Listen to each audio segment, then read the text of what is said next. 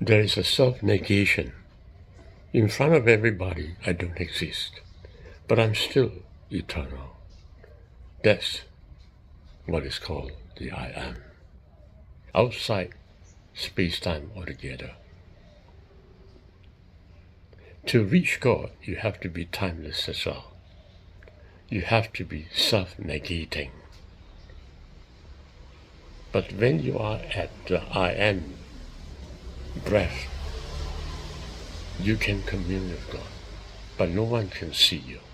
And it's only in that instant moment, because that moment is timeless in the eyes of everyone.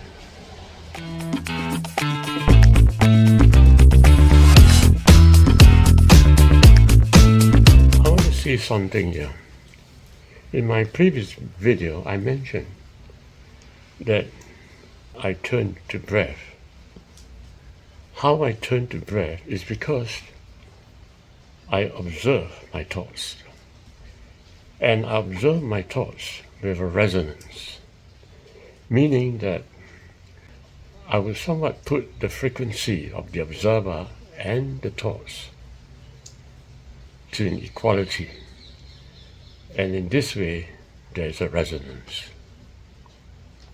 And how I did that was through the years of experience. I do not know how to explain more than that.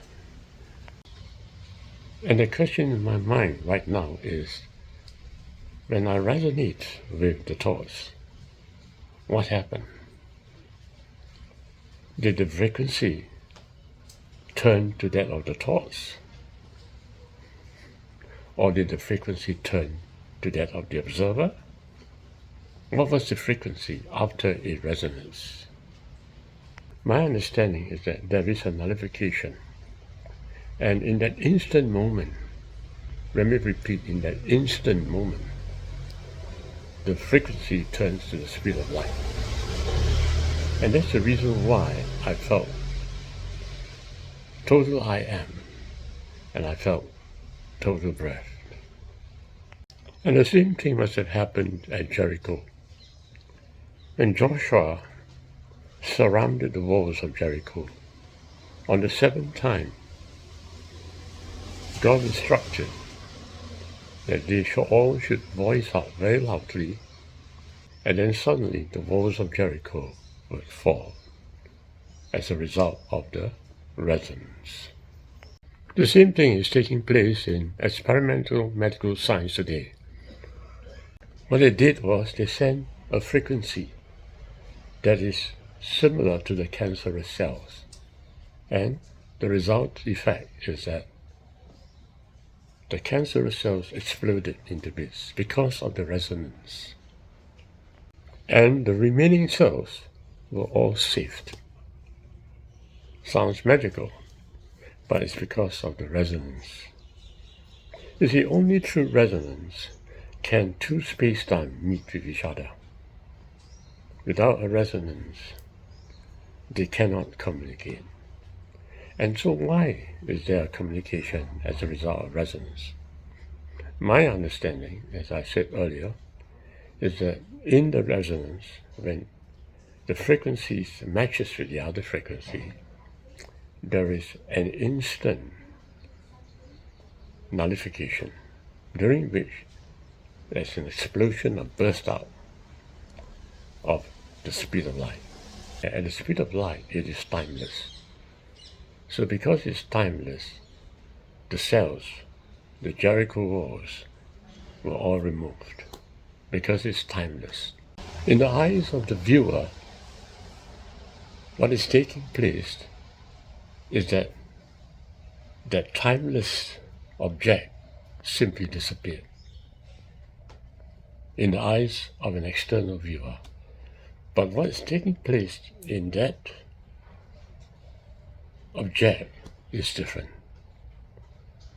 When I entered into the timeless state of breath, I still remain as I am, eternal.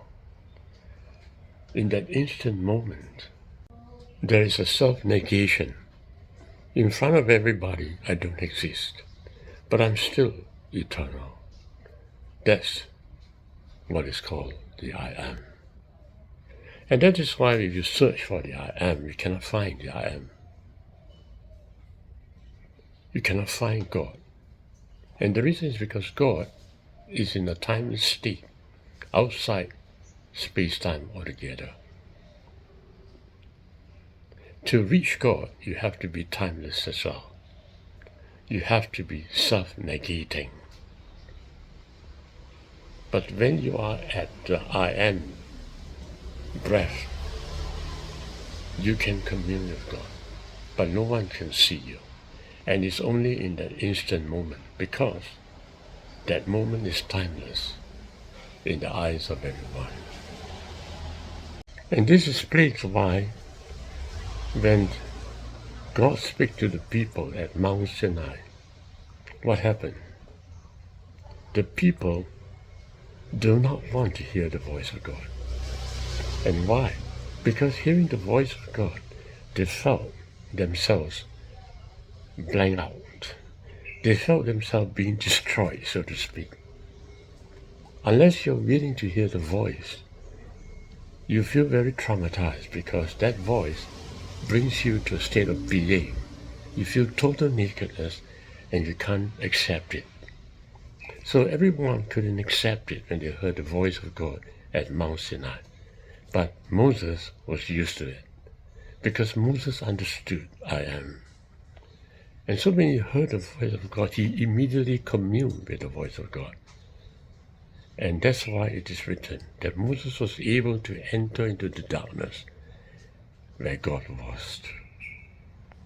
You know, friends, it is not an ordinary voice. You see, what's happening is that when you hear your friend talking, you heard a physical voice, but you don't hear the breath that breathes out in his voice, do you? You don't. In fact, you're afraid to do that. If you could hear the voice of your own breath, you can enter the I am state. When God created the world, every step of the way, God speaks. God breathes out the breath. God created the world as a result of the I am. The world he created is a 2D world, but I am is the voice that makes the universe alive. In the very same way, you're looking at this world right now. And why is the universe responding back to you?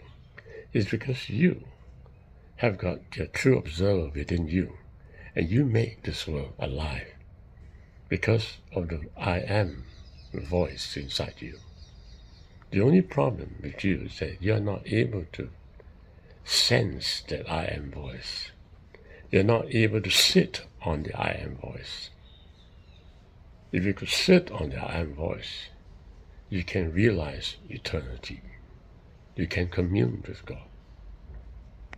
Whatever you know from me right now is a knowledge that you've just gained from your mind. You're seeing them through your eyes. You're seeing them as a thought. And it is of not much value because you can only see them as a thought. And when I ask you to sit in the I am voice, you only saw it as a thought. You must learn how to be the I am voice. And that's where this whole universe, together with yourself, turns breath and becomes one with God. And when I said that we are all God, I am God, I don't mean that I'm a God as a thought. You can only be God only when you have understood I am presence and live as I am presence. And the whole world is one, and God is one. In other words, as long as you see the world as a thought, you are living in a split world. And God will apparently appear missing.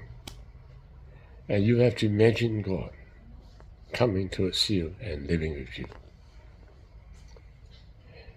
As long as this world that you live in is a thought world to you. But when you have discovered I am, and Jesus has discovered I am, and so when a man has discovered I am, the man is one with his Father, and the man becomes one with God. And you can be equal to God, because you are one with God, for there is only one.